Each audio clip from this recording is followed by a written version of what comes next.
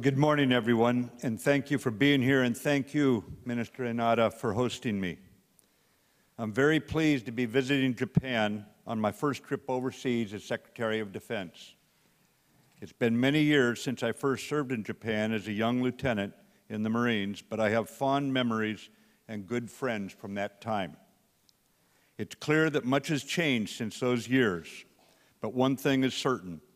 The alliance between the United States and Japan is enduring and will remain as the cornerstone of peace and security in the Asia-Pacific region. Let me assure you that President Trump's administration places a high priority on this region and specifically on long-term allies like Japan. As I told Minister Inada, the United States remains committed to the defense of Japan under the Treaty of Mutual Security, and we stand ready to enhance our alliance to the benefit of regional peace, prosperity, and freedom. Today, the Minister and I discussed the security situation, and I made clear that our long-standing policy on the Senkaku Islands stands. The United States will continue to recognize Japanese administration of the islands, and as such, Article 5 of the U.S.-Japan Security Treaty applies. As the Japanese people know so well, jointly we face many security challenges in this region, from the threat of nuclear and missile provocations by North Korea to increasingly confrontational behavior by China in the East and South China Seas. We recognize the changing security situation. In our meeting together, Minister Inada and I confirmed our intention to continue close coordination on these and other security issues. I also expressed the United States' appreciation for Japan's stabilizing and strengthening efforts with Southeast Asian partners, which contribute to regional peace, prosperity, and freedom. The U.S.-Japan alliance is critical to ensuring that this region remains safe and secure, not just now, but for years to come. The 2015 defense guidelines and Japan's peace and security legislation lay the foundation for us to do much more together, to increase interoperability between our forces, and to bolster Japan's capabilities from peacetime to contingency if needed. I am certain that the coming years will see important strides on both sides to realize our mutual goal of a strong defense of Japan and a stable regional environment in which all nations play by the broadly accepted international rules and can prosper free from fear. The United States has invested in the alliance by deploying our most advanced capabilities to Japan and by maintaining a robust force structure. I also mentioned to Minister Inada that the United States remains committed to mutually agreed upon realignment plans. These include relocating Marines to Guam and reducing our footprint on Okinawa while maintaining the capabilities needed to keep Japan and the region secure. During my discussions here, we agreed that our mutual efforts to build the Fatima replacement facility will continue, as it is the only solution that will enable the United States to return the current Marine Corps Air Station at Fatima to Japan. Japan has made noteworthy contributions to regional security and to the alliance, and the United States deeply appreciates these contributions. But make no mistake, in my meeting with Japanese leaders, both our nations recognize that we must not be found complacent in the face of the emerging challenges. As our alliance grows, it will be important for both our nations to continue investing in our defense personnel and capabilities. In this manner, we will ensure that we are true partners together today and in the years to come. The United States stands with our friends and allies. Thank you again, Minister Inada, for hosting me. It is a pleasure to be back in Japan, and I look forward to hosting you in Washington. Thank you. Mattis, please. Stated, the alliance is unshakable, and between the two of us standing together, we're stronger together. We're stronger with South Korea, and yet there is no complacency in terms of the alliance. We know we have got to adjust to the changing security situation.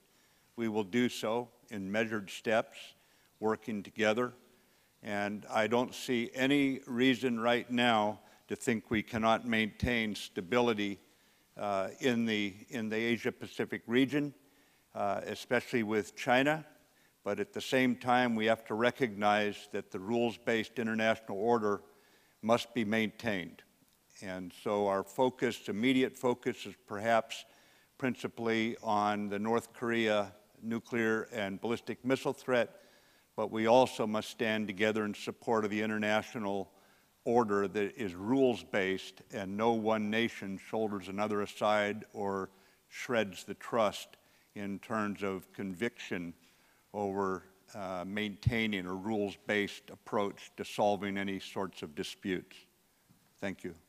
As far as Iran goes, this is the single biggest state sponsor of terrorism in the world.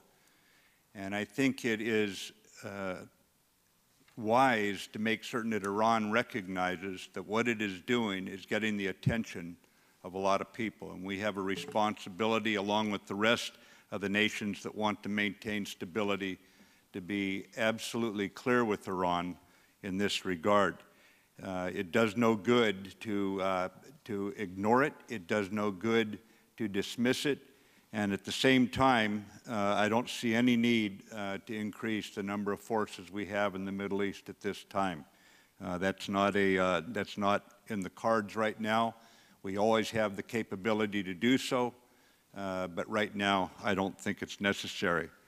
But I would also just say that we do not have a situation vis-a-vis Iran that shows respect, again, for the rules-based international order.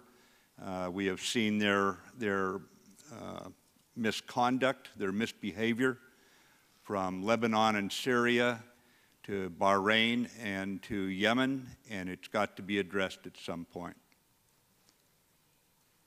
Minister? Japan has been a model of cost sharing, of burden sharing. We have constant dialogue about this. We work through the details, but we can point to our Japanese-American cost-sharing approach as an example for other nations to follow. And we have watched as the security situation worsened and watched the budget grow under Prime Minister Abe and the Minister of Defense guidance. And I think it's prudent that we take those steps and we adapt the militaries, both our military positions, to the security situation we face today and anticipate tomorrow. And I think Japan is on the right track. Mattis, please.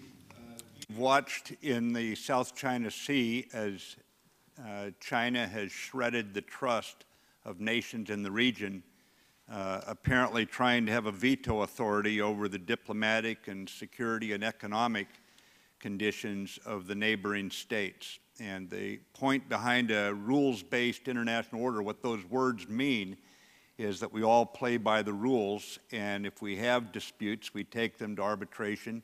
We don't settle them by taking military means and occupying land that is subject to question, to say the least, about who actually owns it, or is it international waters. So what we have to do is exhaust all efforts, diplomatic efforts, to try and resolve this properly, maintaining open lines of communication. And certainly our military stance should be one that reinforces our diplomats in this regard. But there is no need right now at this time for military maneuvers or something like that that would solve something that's best solved by the diplomats. At the same time, freedom of navigation is absolute, and whether it be commercial shipping or our U.S. Navy, we will practice in international waters and transit international waters as appropriate. So at this time, we do not see any need for dramatic military moves at all. 次に稲田